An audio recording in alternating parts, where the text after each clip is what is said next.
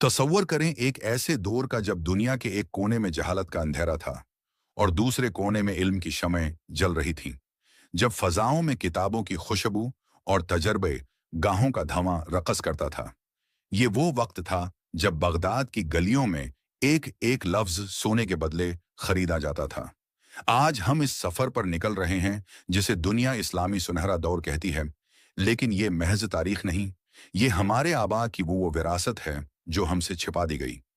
8वें सदी के बगदाद में खलीफा हारून और रशीद ने एक ऐसा ख्वाब देखा जिसने इंसानियत की तकदीर बदल दी। बीतल हिकमत या इल्म का घर जहां यूनानी, हिंदी और फारसी इल्म को अरबी के कालिब में ढाला जा रहा था।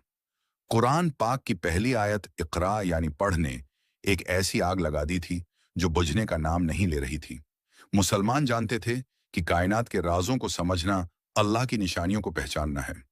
अल-ख्वारिज़मी अल-जबरा की बुनियादें रख रहा था, जबकि इब्न अल-हिस्म आंख की पतलियों में रोशनी का रास्ता तलाश कर रहा था। लेकिन यह रास्ता आसान न था। इल्म की इस राह में साइंसदानों ने अपनी रातें काली की और जानें दांव पर लगाएं। इब्न सीना ने तपती हुई धूप में मैलों का सफर तय किया ताकि बीमारों का इलाज दरियाफत कर सके। जाबिर बिन हय्यान ने जहरीले केमिकल्स के दरमियान अपनी जिंदगी गुजारी।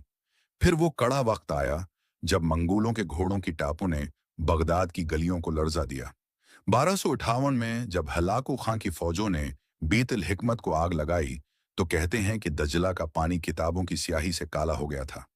वो तड़प, वो दर्द, वो करोड़ों सफ़हात का ज़या, ये सिर्फ कागज नहीं जले थे। इंसानियत का सदियों का सरमाया खाक हो गया था।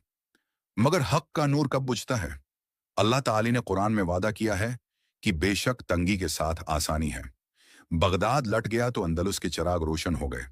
कुर्तबा और गरनाता इल्म के नए मरकज बन गए। वो इल्म जो बगदाद के दरियाओं में बहाया गया था, उसके कुछ हिस्से बच गए और उन्होंने यूरोप की नशा सानिया की बुनियाद रखी।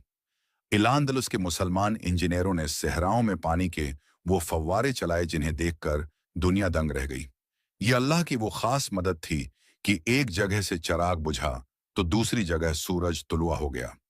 आज जब हम अपने मोबाइल फोन, जहाज और जदीद अद्वियात को देखते हैं, तो हमें याद रखना चाहिए कि उनकी जुड़ें इन मुसलमानों की मेहनत में हैं, जिन्होंने सज्जदों के साथ साथ लिबार्टरियों को भी आबाद रखा था। रसूलुल्लाह सल्लल्लाहु अलैहि वसल्लम ने फरमाया कि हिकमत की बात मोमिन की गुमश्ता मिरास है, वो उसे जहां पाए ले ले।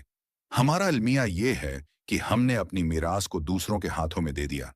आज का सबक ये है कि अगर हम दोबारा इरूज चाहते हैं, तो हमें दोबारा इसी इल्म, उसी तहकीक और उसी जज्बे की तरफ लौटना होगा, जहां ईमान और साइंस एक दूसरे का हाथ थामे चलते थे।